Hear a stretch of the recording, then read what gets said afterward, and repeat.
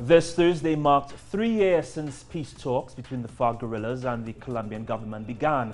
The process has made important progress in this period, much more than in any other attempts before it. And the two sides have reached landmark agreements in 4 of the 6 points of the negotiations: victims' rights and transitional justice, rural development, political participation, and illegal drugs. There are still differences about paramilitarism, which continues to be a major cause of death and violence. Social movements and organizations from civil society will send a letter to both delegations in Havana requesting them to speed up the negotiations.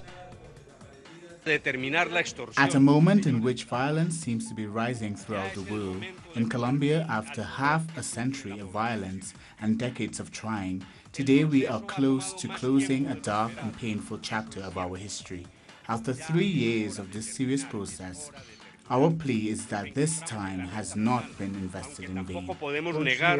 From our point of view, if there's the political will, we could even sign a definite contract before 6 months' time.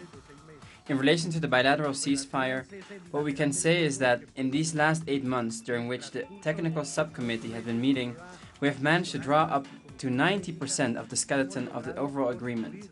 We've advanced considerably in creating protocols which develop this agreement. We have our differences on certain points, but we think that if there's the will, we could be announcing very soon the culmination of the construction of the accord, including the parts and mechanisms involved in monitoring and verifying this agreement.